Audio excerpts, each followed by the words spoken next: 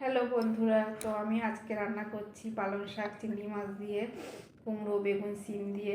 তো রেসিপিটা কেমন লাগে লাইক কমেন্ট করে জানিও।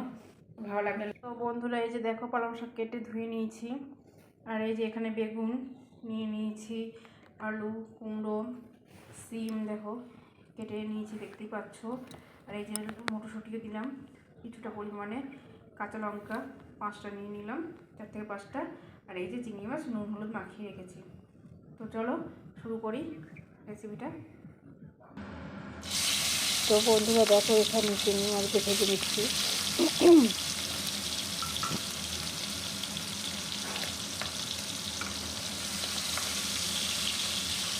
ওটা ভেজে নেবো, বেশি ভাজবো না। তো চিংড়ি মাছ ভাজা হয়ে গেছে,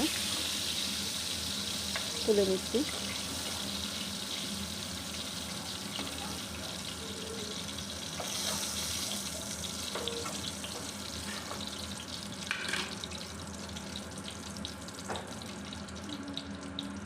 এর মধ্যে জিরে ফোড়ন দিয়ে দিলাম, তেজপাতা দিয়ে দেবো,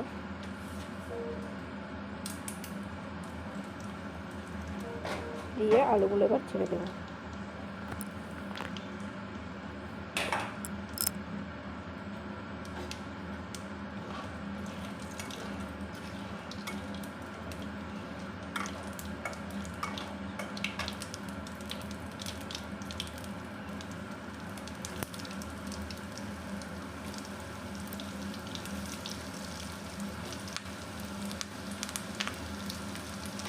আলুগুলো হালকা লাল করে ভেজে নেবো আগে।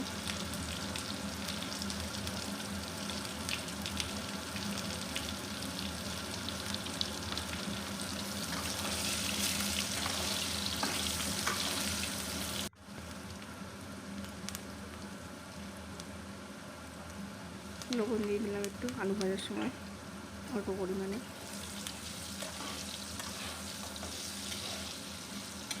একটু হলুদও দিয়ে দেবো সামান্য পরিমাণে।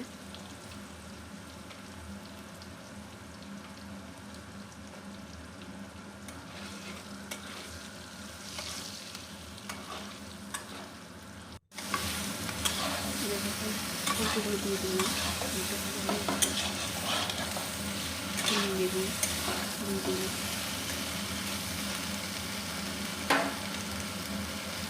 ওটাও দিয়ে দেবো।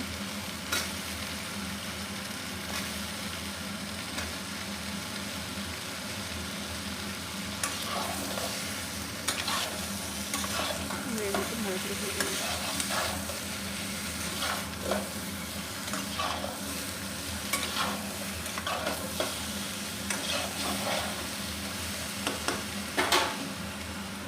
ঢাকা দিয়ে দিলাম, ফিরে আসলাম আবারও। তো দেখো সবজিগুলো অনেকটা ভাজা ভাজা হয়ে গেছে, পালং শাকগুলো ফুটিয়ে দিলাম।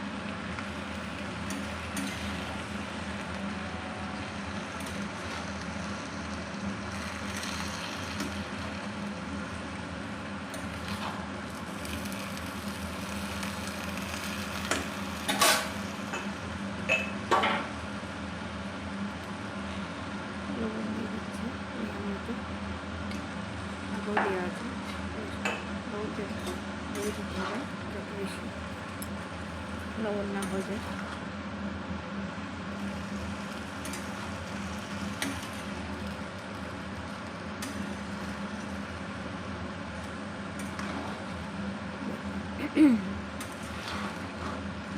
দিয়ে গেছে এর মধ্যে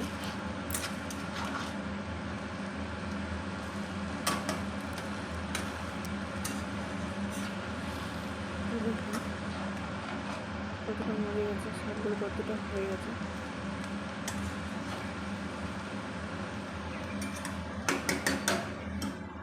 দিয়ে দিচ্ছি, ফিরে আসছি কিছুক্ষণ পর। তো দেখুন জলও বেরিয়ে গেছে, কুমড়ো সিদ্ধ হয়ে গেছে। মাছগুলো আমি দিয়ে দিলাম।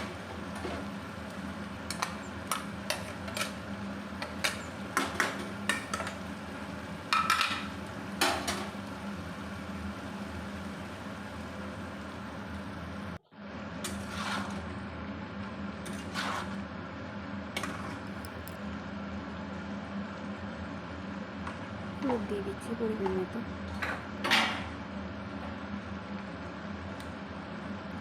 আদা জিরে বাটা দিয়ে দিলাম।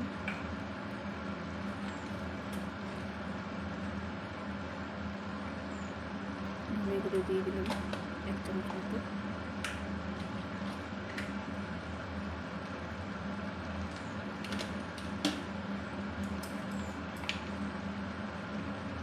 আর দিয়ে দিলাম লঙ্কার গুঁড়ো 1 চামচ মতো। এটা ভালো করে কষিয়ে নেব। জল অনেকটা বেরিয়েই গেছে, কিন্তু সবজিও প্রায় সিদ্ধ হয়ে গেছে।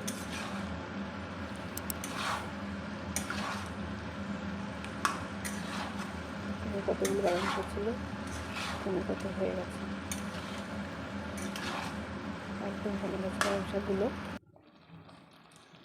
তো দেখো কষানো হয়ে এসছে, একটু চিনি দিয়ে দিচ্ছি।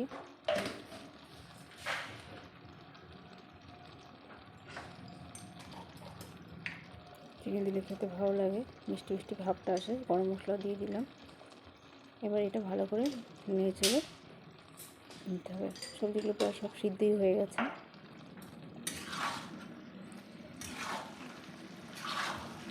তো দেখো পালং শাক প্রায় হয়েই গেছে। তো নামাবার আগে দিয়ে সামান্য পরিমাণে ঘি দিয়ে দিচ্ছি।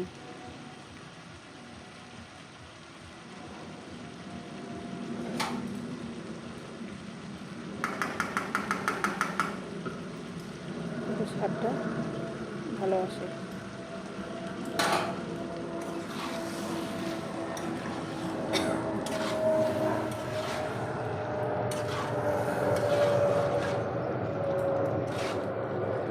তো পালং শাক রেডি।